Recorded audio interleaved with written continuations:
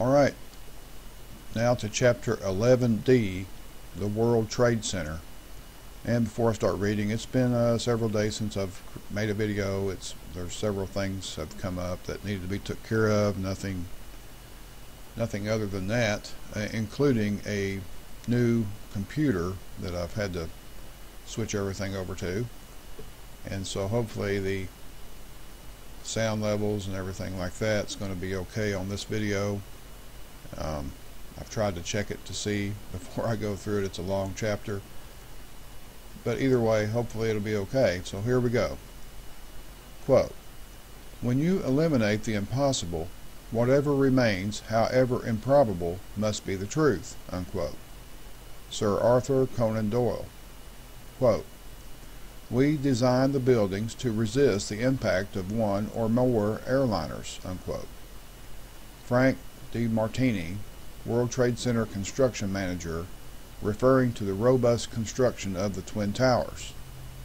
So finally we are going to get into the real meat of the matter surrounding the alarming amount of factual implications that 9/11 was an inside job orchestrated by clandestine criminal elements within our own federal government.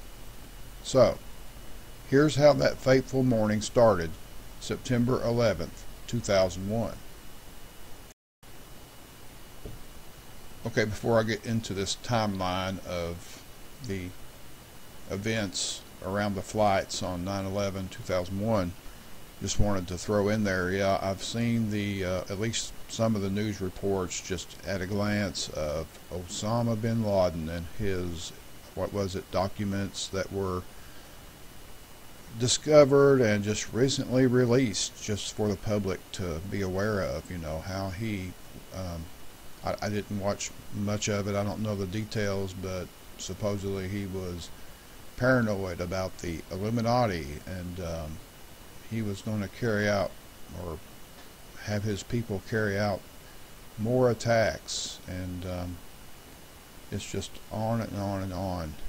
And believe what you want to there. It's not my business to tell you what to believe or try to get you to believe anything. It's just, but if you can see through it, at least from my perspective, right or wrong, I mean, it's just ridiculous. It's really ridiculous, but it's to be expected. I mean, they've got one playbook they go by. They seem brilliant on one hand. I mean, we've got CERN that's evidently working completely against us. Quantum computing, Agenda 21, all this stuff that's just thought out by these planners and thinkers and things like that. But when it comes right down to it, on these false flags, I mean, they use the same playbook over and over and over and over again, and just drill it into the psyche of the Americans especially, that yeah, everything you see on the television is real, and be scared because we're telling you the truth. And anyway, it's no coincidence. They do seem to be building up to war. Hot war. How long it'll be, who knows? It might blow up in their face, who knows? But anyway, here we go. 7:59 a.m. American Airlines Flight 11. Imagine that. Flight 11. A Boeing 767 with 92 people on board, which 9-2. I don't do numerology, I don't know, but just add 9 and 2. I mean, what do you get? 92 people on board departs Boston's Logan International Airport, bound for Los Angeles International Airport. 8:15 a.m. United Airlines Flight 175, a Boeing 767 with 65 people on board, departs from Boston's Logan International Airport, bound for Los Angeles International Airport. 8:20 a.m. American Airlines Flight 77, a Boeing 757 with 64 people on board, departs Washington Dulles International Airport, bound for Los Angeles International Airport. 8:40 a.m.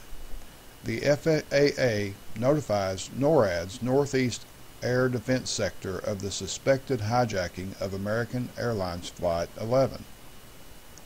8:42 a.m. United Airlines Flight 93, a Boeing 757 with 44 people on board, departs from Newark International Airport bound for San Francisco International Airport. 8:43 a.m. The FAA notifies NORAD's Northeast Air Defense Sector of the suspected hijacking of United Airlines Flight 175. 8:45 a.m. American Airlines Flight 11 crashes into the North World Trade Center Tower, Tower 1. 9:03 a.m. United Airlines Flight 175 crashes into the South World Trade Center Tower, Tower 2. 9:08 a.m. The FAA bans all takeoffs of flights going to or through New York airspace. 9:17 a.m. The FAA shuts down all New York City area airports. 9:21 a.m. All bridges and tunnels into Manhattan are closed. 9:24 a.m. The FAA notifies NORAD's Northeast Air Defense Sector of the suspected hijacking of American Airlines Flight 77. 9:25 a.m.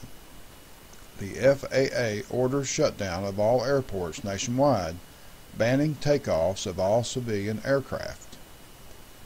9:31 a.m. President George W. Bush makes a statement from Emma Booker Elementary School in Sarasota, Florida, calling the crashes an apparent terrorist attack. An apparent terrorist attack? How about a definite terrorist attack? The new Pearl Harbor that the Project for a New American Century was talking about in order to facilitate rapid change towards a new world order. Quote, "This present window of opportunity, during which a truly peaceful and interdependent world order might be built, will not be open for too long. We are on the verge of a global transformation. All we need is the right major crisis and the nations will accept the new world order." Unquote. David Rockefeller, September 23, 1994.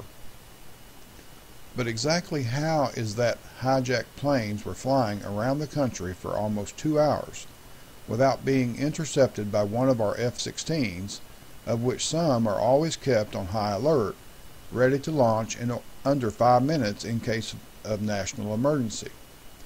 The cavalcade of facts that uniquely occurred on September 11, 2001, pointing to an inside job, is enormous, and far too many to be a coincidence.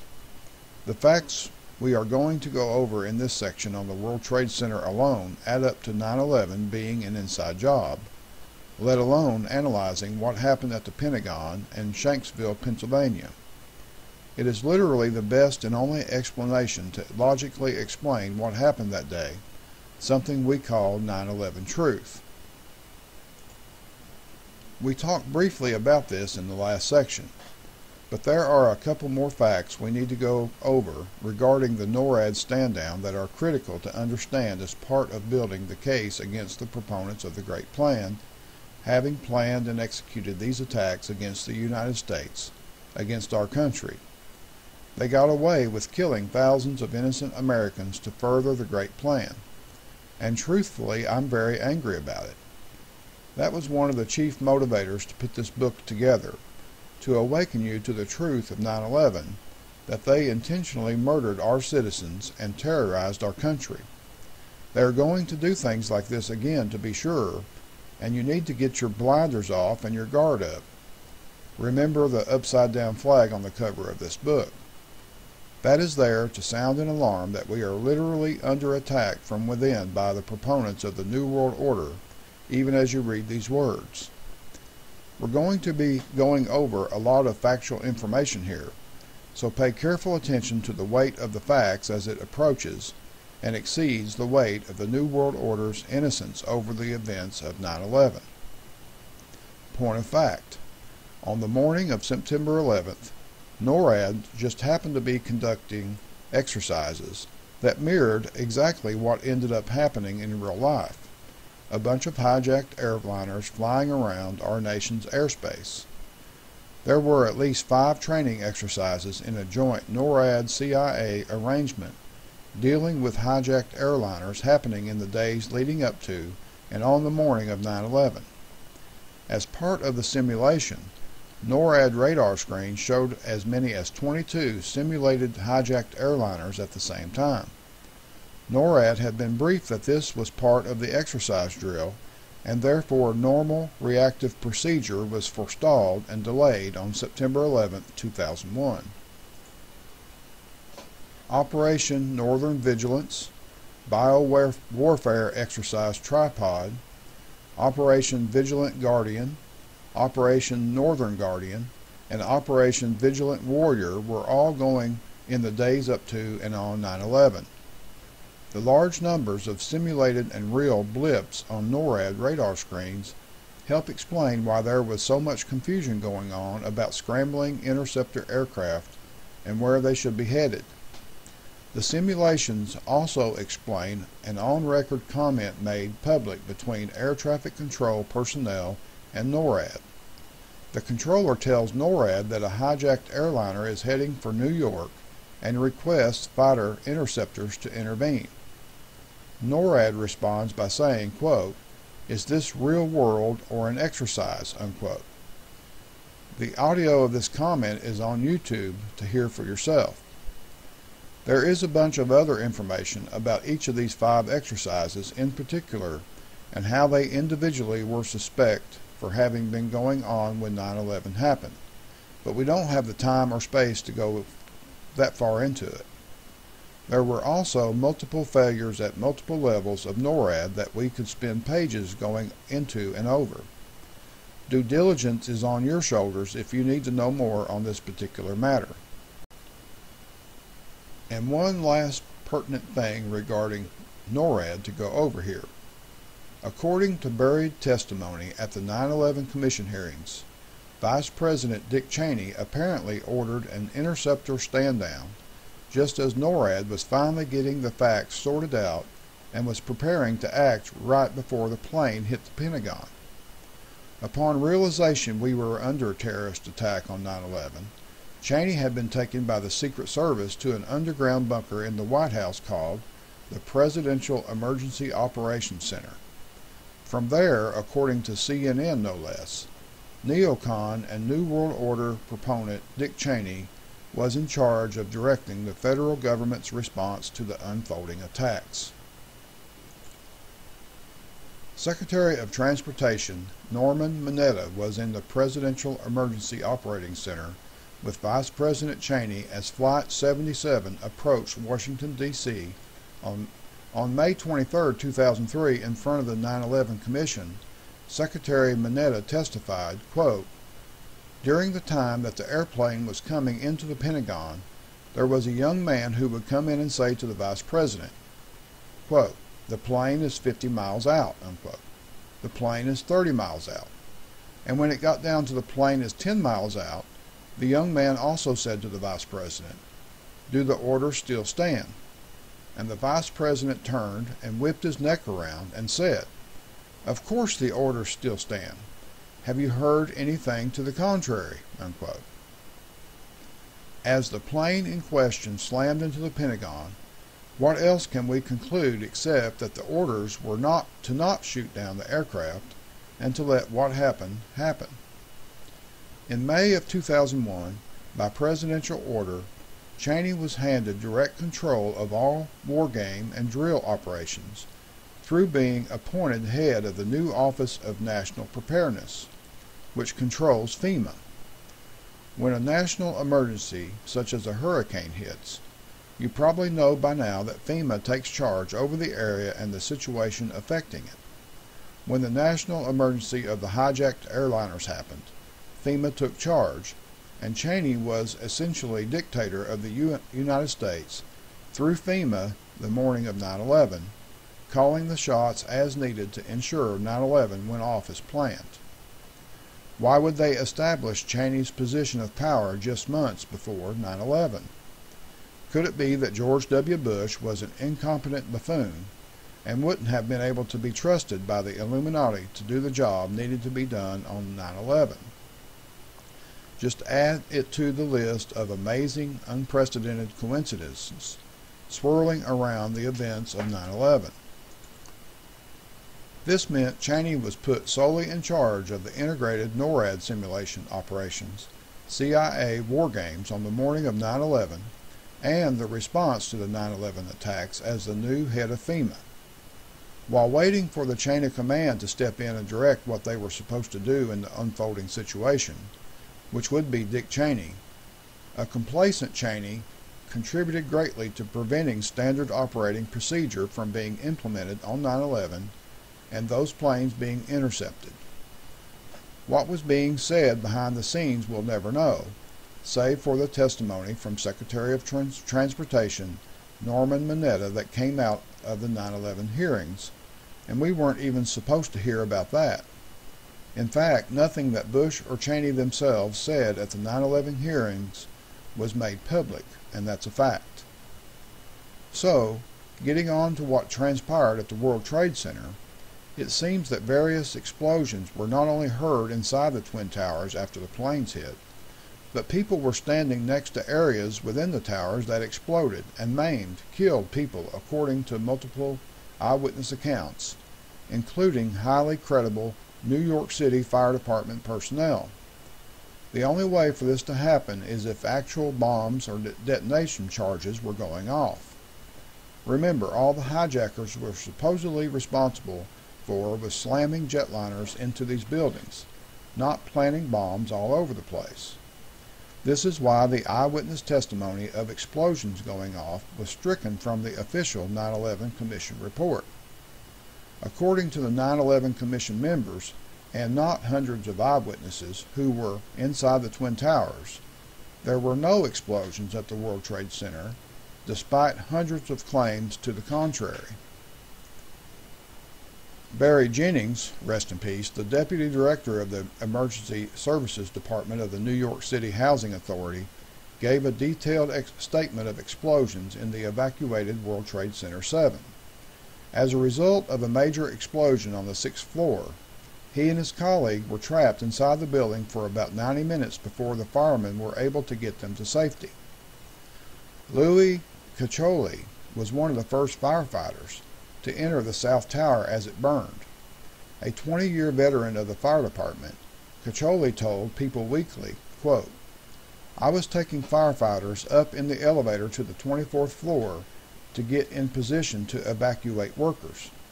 On the last trip up, a bomb went off. We think there were bombs set in the building," unquote. John Bussey, foreign editor for the Wall Street Journal, described the collapse of the South Tower. Quote, "I heard this metallic roar, looked up and saw what I thought was just a peculiar sight of the individual floors, one after the others, exploding outward. I thought to myself, my God, they're going to bring the building down. And they, whoever they are, had set charges. In fact, the building was imploding down. I saw the explosions and I thought, this is not a good place to be because we're too close to the building and it's too easy for the building to topple over. But if there were bombs planted in the buildings, how did they get there? Surely Osama bin Laden wasn't that good that he would have wired up the Twin Towers and Building 7 with demolition charges to collapse, right? Of course he wasn't, but that's exactly what happened. If you are to believe the official story, something amazing happened on September 11, 2001. For the first time in history, and never since, a steel-framed building collapsed due to fire. This happened not once, not twice, but 3 times on 9/11, and never before or after in the history of mankind. 3 steel-framed buildings collapsed, and the official government reports state that it was due to fire. You can research yourself the various high-rise skyscrapers that have caught fire in history and suffered far worse fire damage, and they didn't collapse.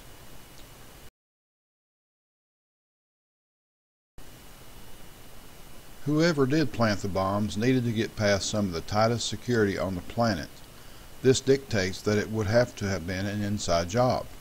Remember, the Twin Towers had been targeted before by terrorists in the early 1990s, so security at the complex was always tight and on high alert. This would have had to have been a pretty good-sized operation, and a cover would have to have been in place to access the restricted areas of the World Trade Center. Something like an elevator renovation or something. I almost forgot. They did do an elevator renovation at the World Trade Center in the months right before 9/11. There is little information about this available in the public forum, but it is indeed true, and this was a fact not investigated by the 9/11 Commission. Something else that is lacking in information in the public forum and was not investigated by the 9/11 Commission is who was in charge of security at the World Trade Center.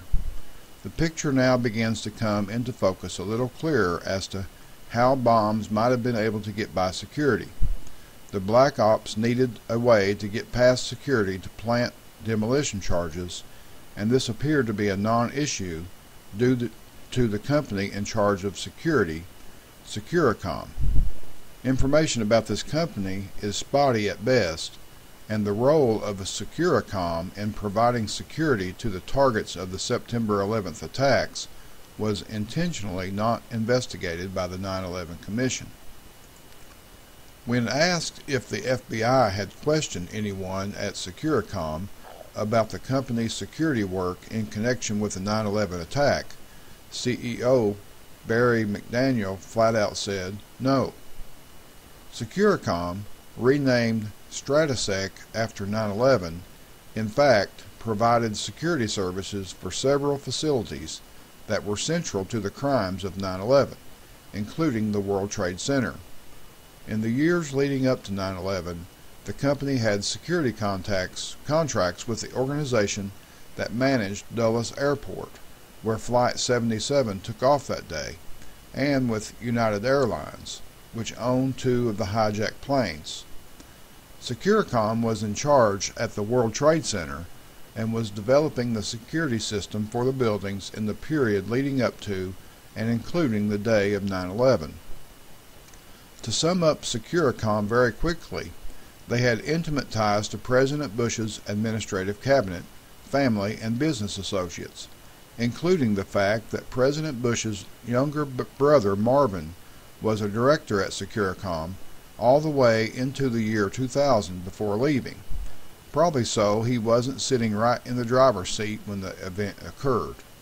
All of those people, including Marvin Bush and the other upper tier of Securicom, are all paid operatives of the New World Order crowd. They run together, they share secrets together, and they stay quiet together. They do this or else, because if one hangs, they all hang, like something over being involved with the events of 9/11. What I guess I'm saying with regards to Securicom is that there are an awful lot of connections between Securicom's ownership and upper-level management and the exact people running the New World Order. Using his influence, Marvin Bush could easily have directed Securicom to hire some acquaintances of his, like CIA Special Ops, to become part of Securicom's workforce and then be steered to the World Trade Center job. Don't forget that his dad, President George H.W. Bush, ran the CIA as director in the 1970s. During the time of the elevator renovations, it is highly probable that the buildings were wired for demolition. Through the elevator shafts, access can be gained to 4-foot crawl spaces between floors where explosives could have been planted without workers in the buildings realizing it or seeing what was going on.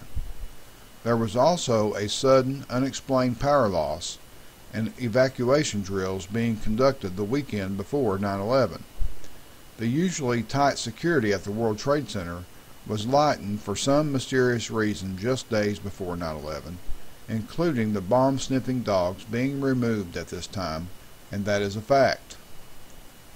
Quote, The World Trade Center was destroyed just days after a heightened security alert was lifted at the landmark 110-story towers, security personnel said yesterday, unquote.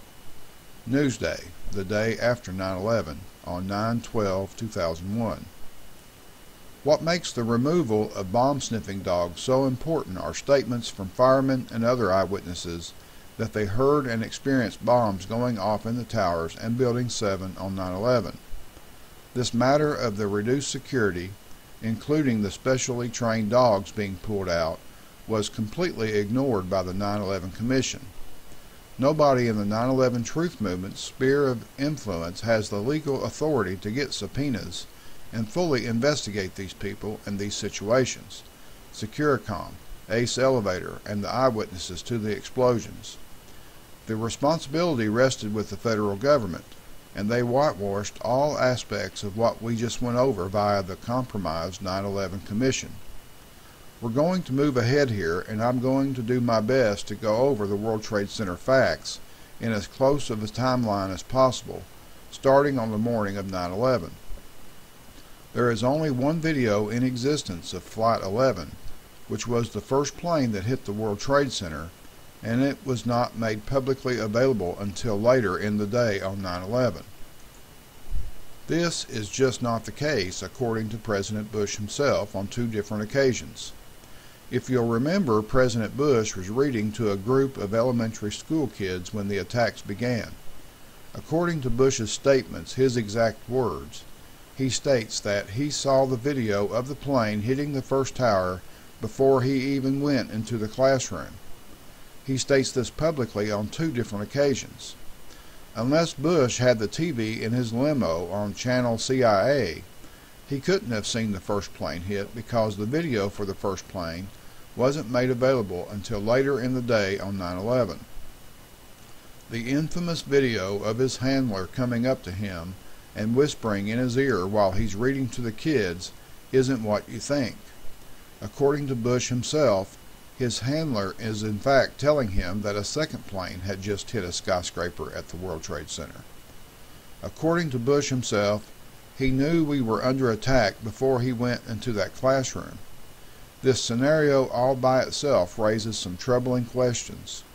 How did President Bush see the first plane hit before anyone else in the entire nation, and why, if he knew we were under attack, did he go into the classroom instead of being rushed away to safety? There is the highest probability that Bush did see the first plane hit, courtesy of the CIA's cameras, and that he wasn't worried about his safety, where he was, because he already knew how the attacks were going to pan out. Now, there is only one video of the first plane hitting, and multiple videos from multiple angles of the second plane hitting. Upon close examination from all angles of the second plane, there seems to be a glaring oddity about this particular plane, alleged to be United Airlines Flight 175. Upon inspection of the various independently filmed videos, it appears that Flight 175 had some kind of apparatus attached underneath the plane, almost like a long pod attached to the belly off-center of the fuselage. There also appears to be some sort of equipment located under the left wing that shouldn't be there. A standard Boeing 757 passenger jet surely would not have extra appendages like this. So what were they, and why were they there? As of this time, this question is still unresolved, but it is yet another piece of evidence to add to our growing list proving what we were told happened on 9/11 by the feds isn't the truth. It has even been alleged that Boeing's Department of Commercial Aviation examined the videos and images of the pod underneath Flight 175 for 10 days after being brought to their attention, and ended up declining to make a statement on what they found for reasons of national security. This particular scenario first turned up in Barcelona, Spain, Spain's largest daily newspaper, the well-respected La Vanguardia. Nothing of this was mentioned in the 9/11 report. Put the pod anomaly on the list of facts.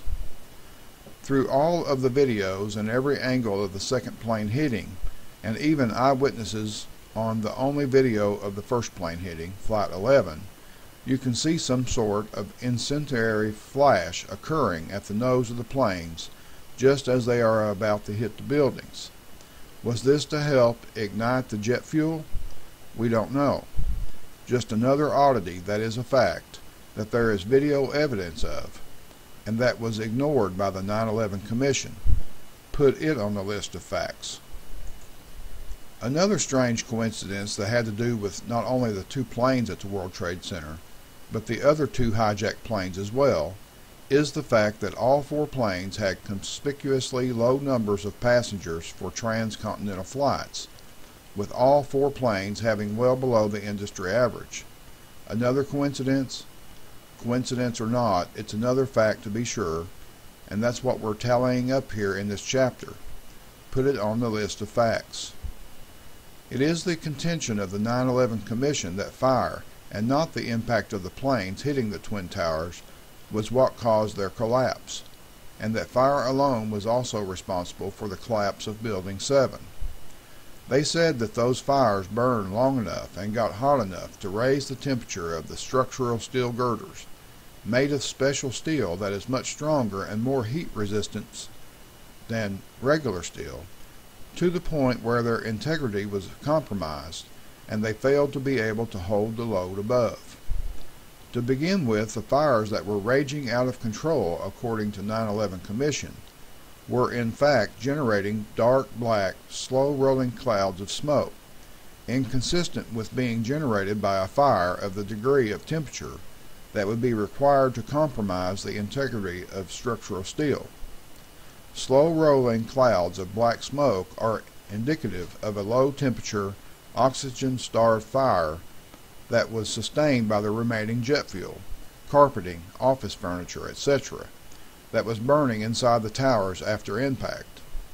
The vast majority of the jet fuel was actually burned up outside the Twin Towers in the huge fireballs you can clearly see in the numerous videos showing the collisions.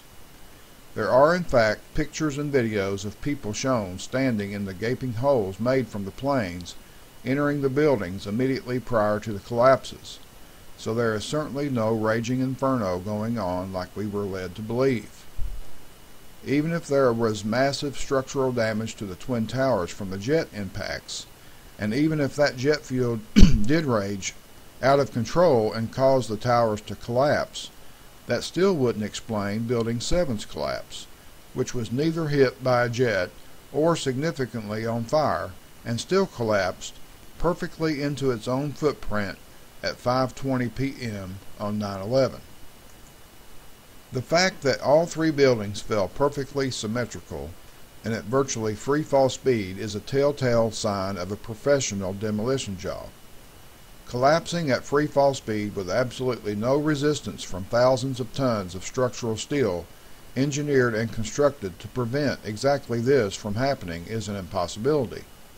I'm no demolition expert, but to tell me that all three buildings failed at once instead of as a graduated collapse is ludicrous, especially Building 7.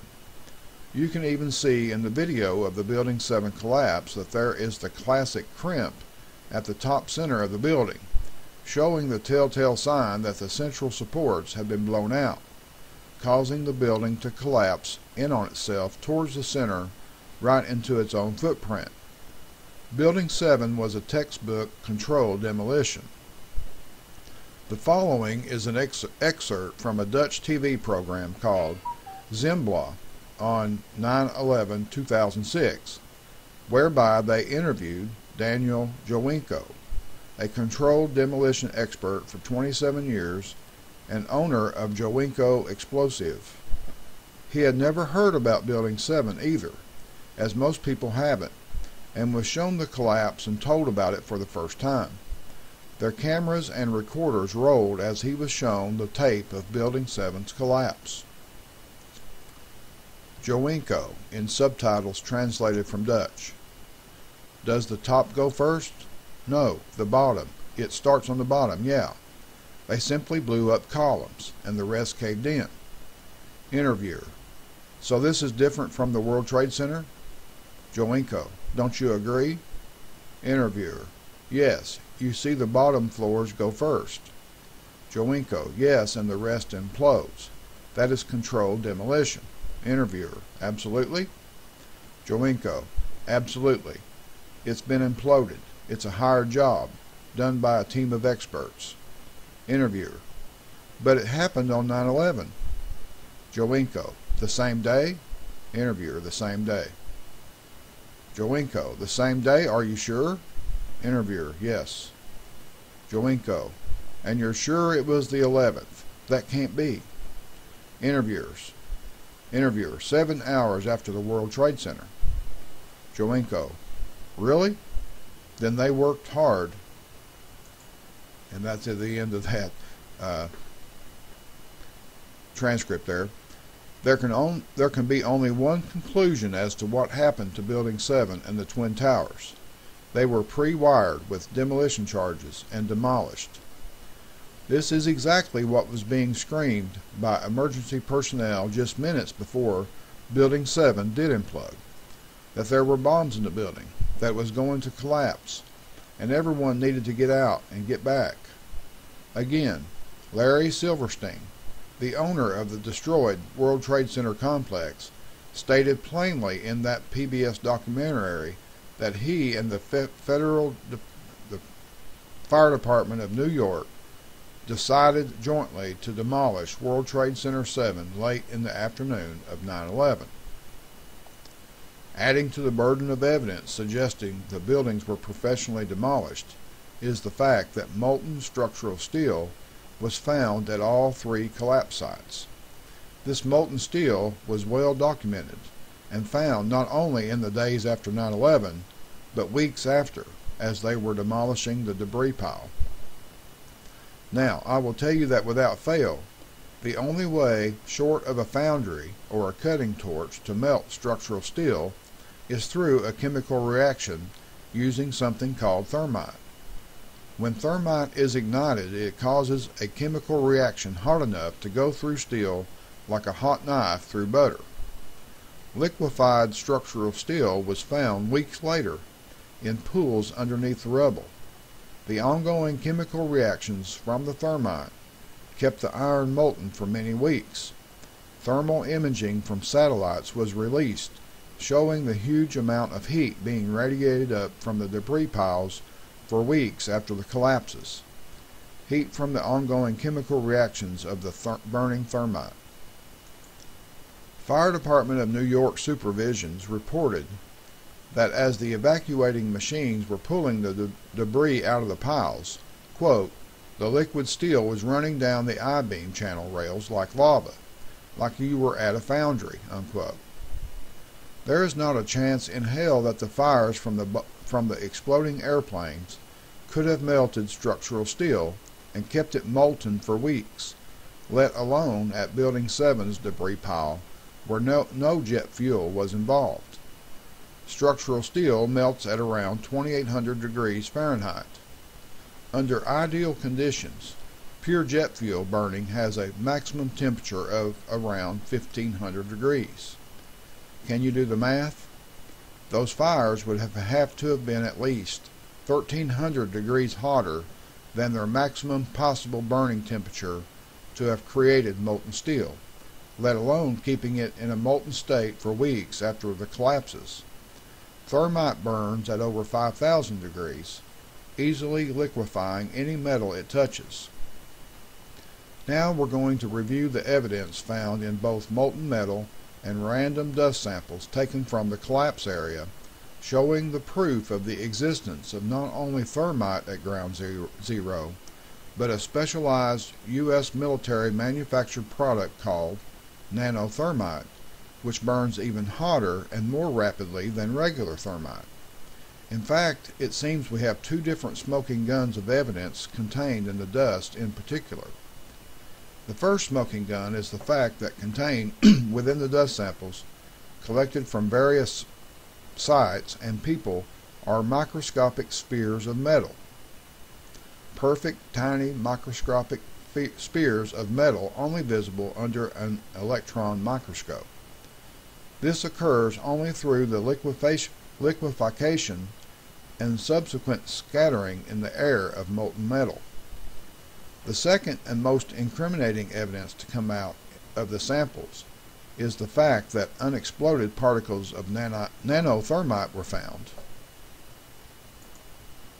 Now, I might be able to bite into believing a combination of an uncontrolled fire and structural damage from a crashed jetliner might have been able to bring one steel-framed skyscraper down. But to have 3 structural steel-framed buildings fall down perfectly into their own footprint, with the third not even being hit by a jetliner full of fuel, add to that the steel members in the debris pile that appeared to have been partially evaporated in extraordinarily high temperatures, and pools of molten structural steel at all 3 buildings. The existence of unexploded nanothermite is direct evidence that 9/11 was an inside job. Nobody could have gotten access to all of these 3 highly secure buildings unless you were on the inside, and nobody living in a cave in Afghanistan has the technology to create and place charges of nanothermite in such a precise manner. This was a completely professional black ops job run by the CIA, working at the direction of the proponents of the Great Plan. The sum total of the evidence of the existence of nanothermite ultimately came together in a report that was completely ignored by the mainstream media. On July 31st, 2009, in the Open Chemical Physics Journal, the scientific paper Active Thermitic Material Discovered in Dust from the 9/11 World Trade Center Catastrophe was published. It was authored by Niels H. Harrit, Jeffrey Farrer, Stephen E. Jones, Kevin R. Ryan, Frank M. Legg, Daniel Farnsworth, Greg Roberts, James R. Gourley, and Bradley R. Larson, and conclusively shows the presence of unignited aluminothermic explosives in dust samples from the World Trade Center. Aluminothermic reactions are a class of energy-releasing oxidation-reduction chemical reactions in which elemental aluminum reduces a compound, typically by stealing the oxygen from a metal oxide. Aluminothermics range from low-tech preparations that take seconds to react, and therefore release nearly all their energy as heat and light, to advanced engineered materials with accelerated reaction rates that yield explosive power similar to conventional high explosives. The proponents of the official account of 9/11, including the federal government's National Institute of Standards and Technology, or NIST, who conducted the scientific investigation for the feds, have dismissed evidence that aluminothermics were used to destroy the World Trade Center skyscrapers, claiming that thermite's slow reaction rate makes it an unsuitable tool for demolishing buildings. NIST was placed in the uncomfortable position of arguing that the Twin Towers and Building 7 were brought down by office fires started by jet fuel, which burns 1,300 degrees cooler than the melting point of iron, while denying the evidence that temperatures hot enough to melt iron were present. Despite repeated requests by scientists and researchers to address the potential role of advanced aluminothermic composites with high explosive power, officials have refused to acknowledge such materials, and haven't even tested for them, fearing that they would find it. It was left up to the private resources of patriotic Americans to try and find out what really happened, and that is what we're summarizing in this chapter.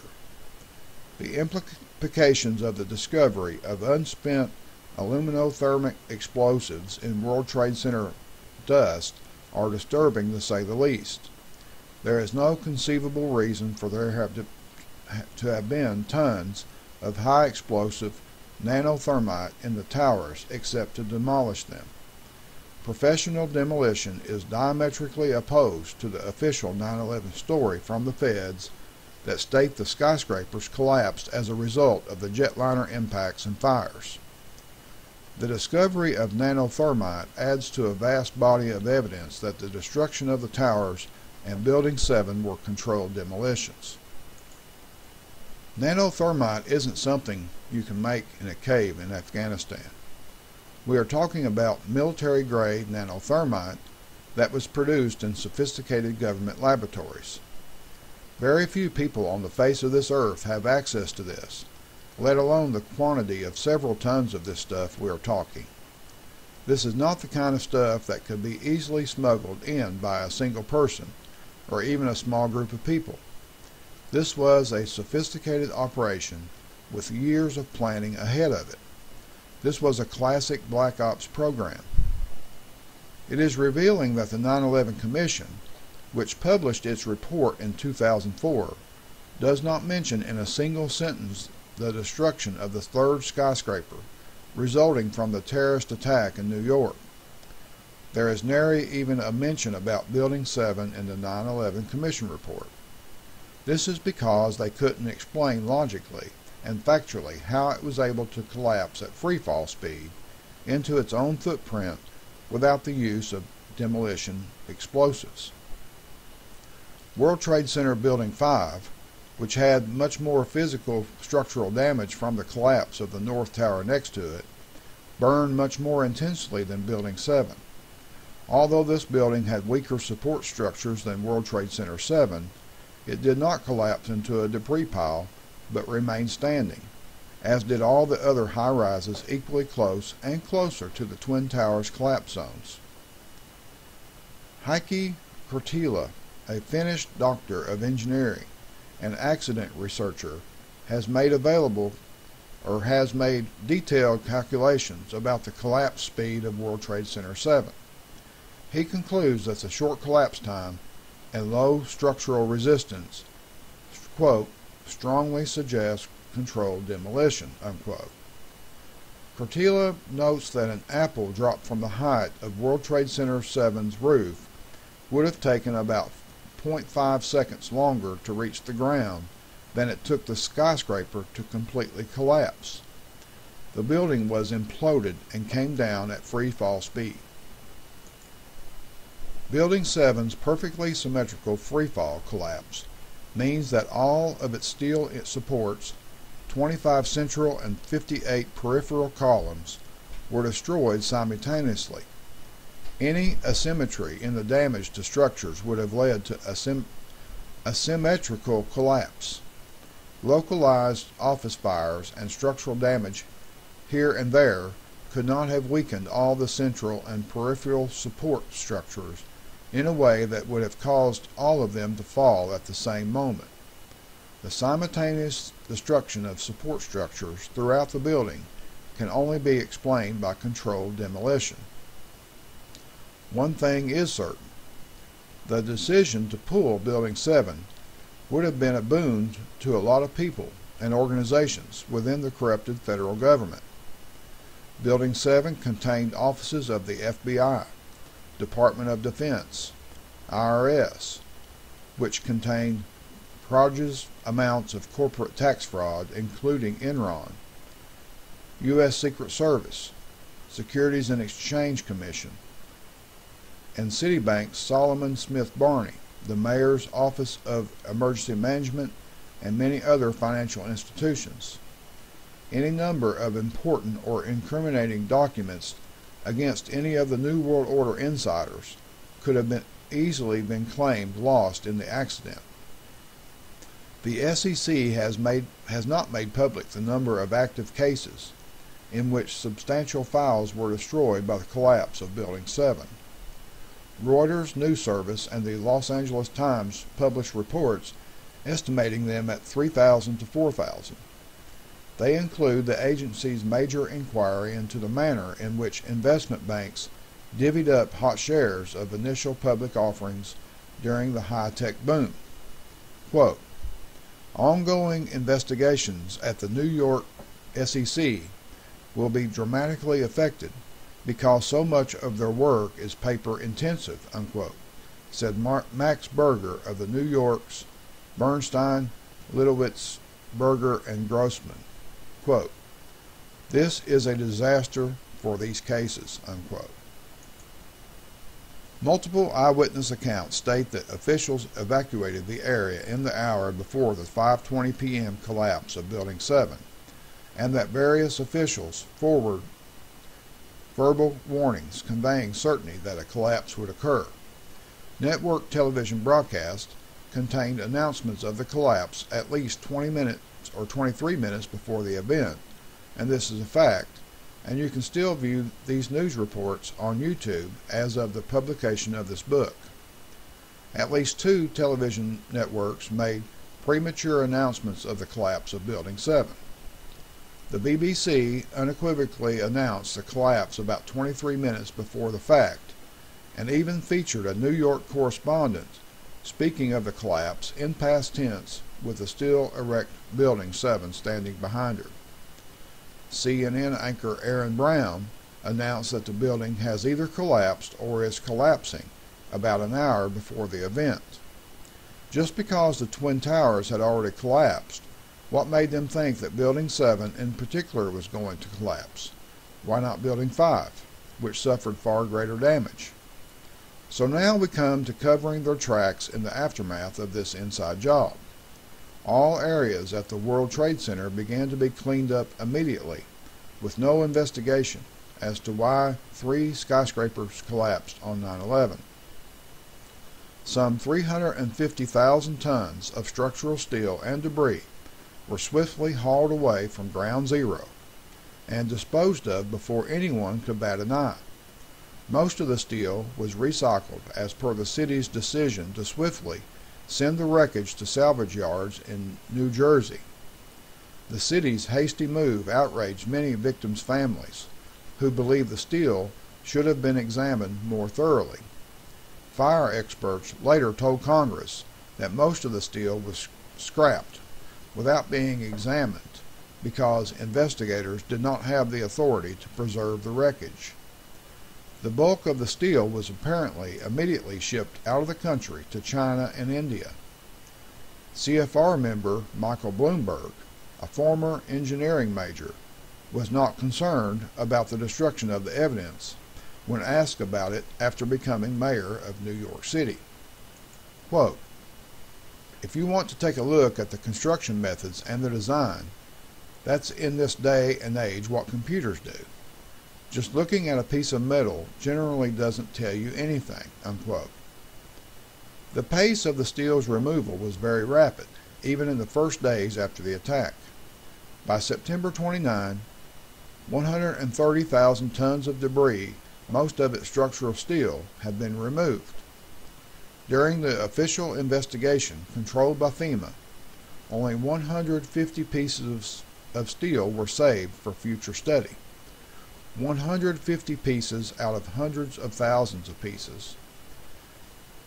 Given that FEMA considered the steel garbage, useless to any investigation in this age of computer simulations, they certainly took pains to make sure it didn't end up anywhere other than a smelting furnace or a slow boat to China.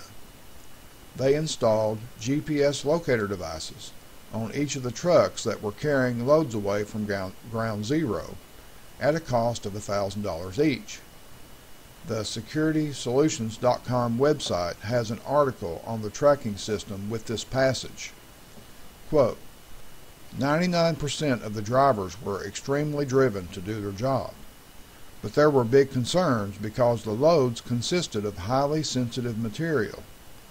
One driver, for example, took an extended lunch break of an hour and a half.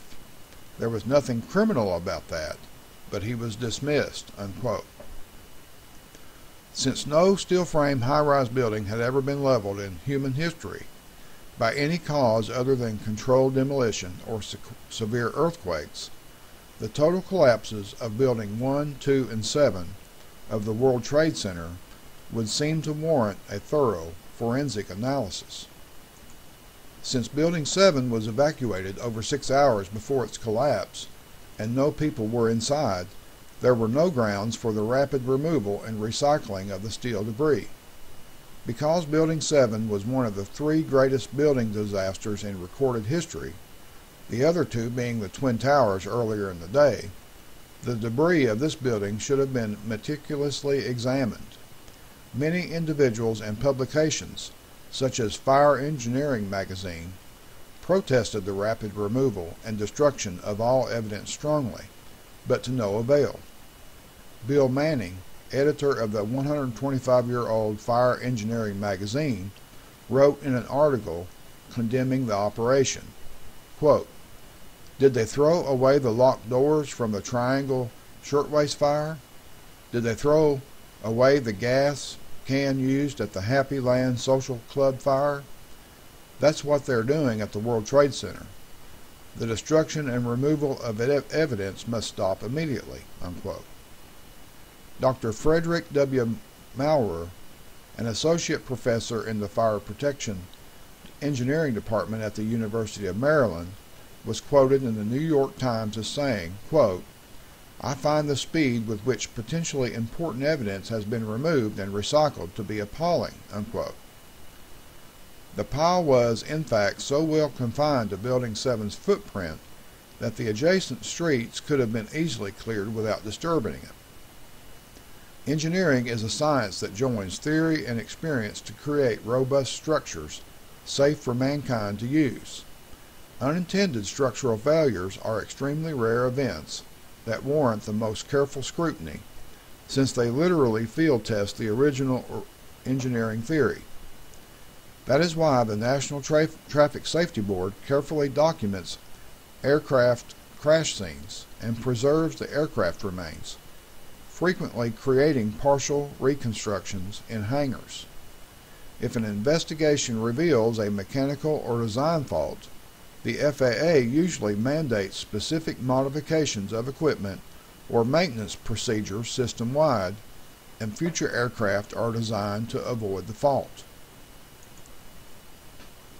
Unintended structural failures are far less common in steel-framed high-rises than in aircraft. Building 7's remains warranted the most painstaking examination, documentation, and analysis. There was an initial problem, however, in getting the rapid removal of the evidence up and running.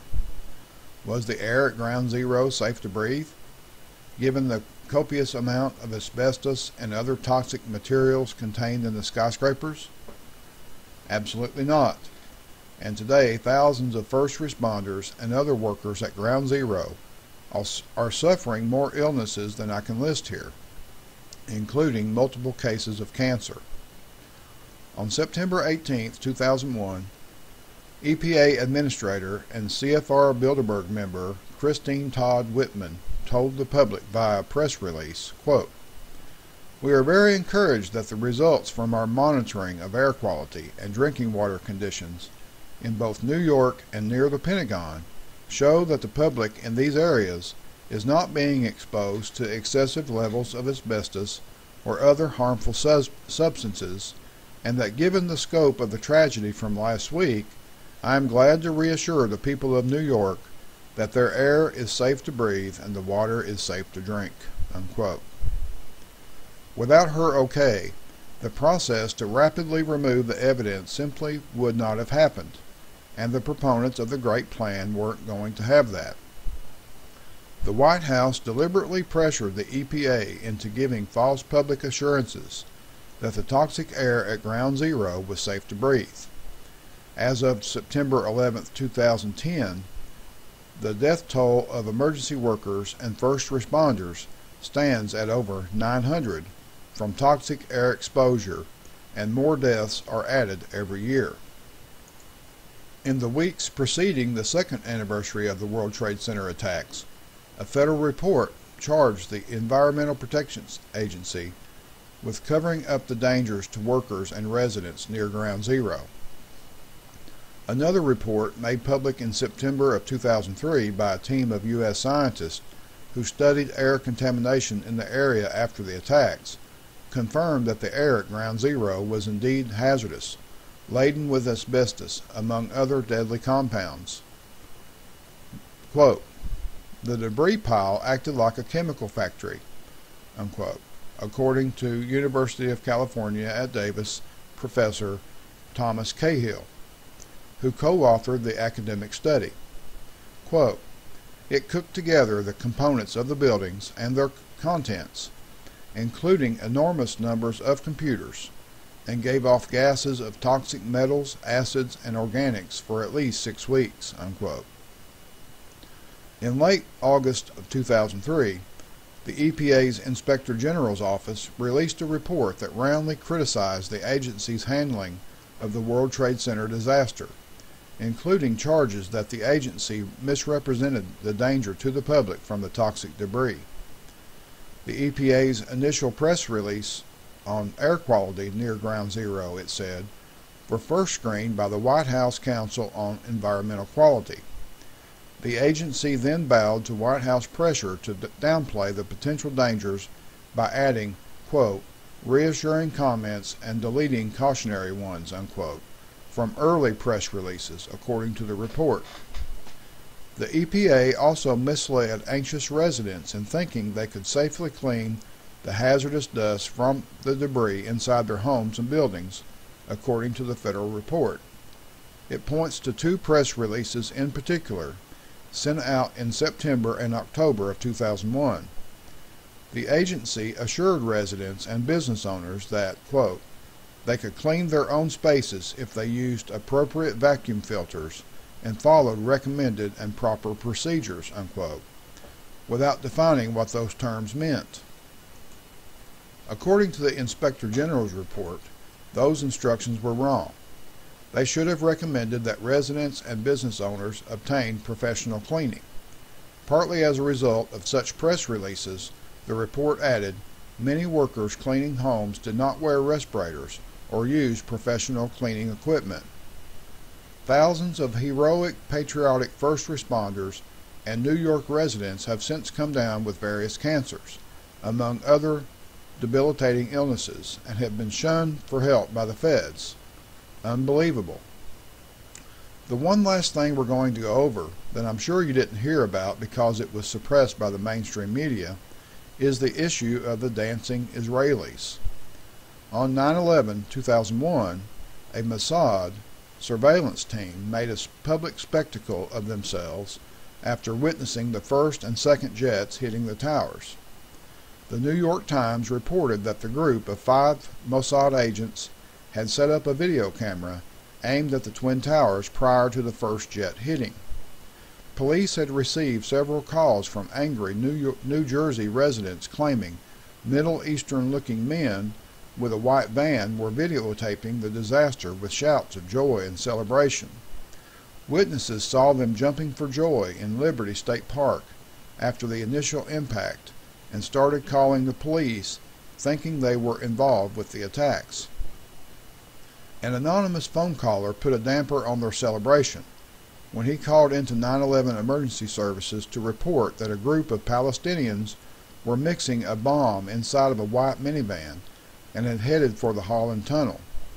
Based on this phone call, police then issued a lookout alert for a white minivan heading for the city's bridges and tunnels from New Jersey. When a van fitting that exact description was stopped just before crossing into New York, the suspicious Middle Easterners were apprehended. According to ABC's 2020, when the van belonging to the Mossad agents was stopped by the police, the driver of the van, Savan Kurzberg, told the officers, quote, "We are Israelis. We are not your problem. Your problem are our problems. The Palestinians are your problem," unquote. The police and FBI field agents became very suspicious when they found maps of the city with certain places highlighted, box cutters, $4,700 cash stuffed in a sock, and foreign passports. Police also told the Bergen Record that bomb-sniffing dogs were brought to the van and that they reacted as if they had smelled explosives. The FBI seized and developed their photos, one of which shows Kurzberg flicking a cigarette lighter in front of the burning buildings in an apparently celebratory and snide gesture. These Mossad agents worked for a New Jersey-based moving company known as Urban Moving Systems. A few days after the attacks, Urban Moving Systems Israeli owner Dominic Suter dropped his business and fled the country for Israel. He was in such a hurry to flee the United States that some of Urban Moving Systems customers were left with their furniture stranded in storage facilities. Suter's departure was sudden and immediate, leaving behind nearly all the contents of his offices. Suter was later placed on the same FBI suspect list as 9/11 lead hijacker Mohammed Atta and others, suggesting the FBI felt Suter may have known something about the attacks. The Jewish weekly The Forward reported that the FBI finally concluded that at least 2 of the detained Israelis were agents working for the Mossad, and that Urban Moving Systems, the highly suspect employer of the 5 Israelis, was a front operation. The dancing Israelis were held in custody for 71 days before being quietly released. 3 of the 5 detainees discussed their experience in America on an Israeli talk show after they returned home. As of the publication of this book, you can still see this interview on YouTube.com. One of them went so far as to say, with regards to why they were in the United States to start with, quote, "Our purpose was to document the event," unquote. How is it that they knew there was going to be an attack, that they were here to document the event, and had set up cameras before the first jet hit?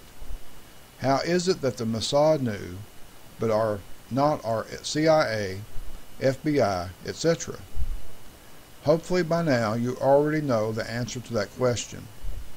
9/11 was an inside job. Okay, well that's finally the end of that chapter, and there's a lot to this. People that's been looking at this for several years are almost tired of looking at it. And just one more little aside here, I haven't decided what slideshow or whatever to use here on all this long chapter. I think I'm not going to even add video clips or anything. Some of this stuff you can go look and find on YouTube. Some of it I've already shown. I mean, I've shown Building 7 falling. I've shown, well, several different things in prior videos. I think I'm just going to run some 9/11 images and then just in general images. So okay, so that's the end of this one. Next time we'll be on the Pentagon regarding 9/11, and I'll look forward to talking to you then.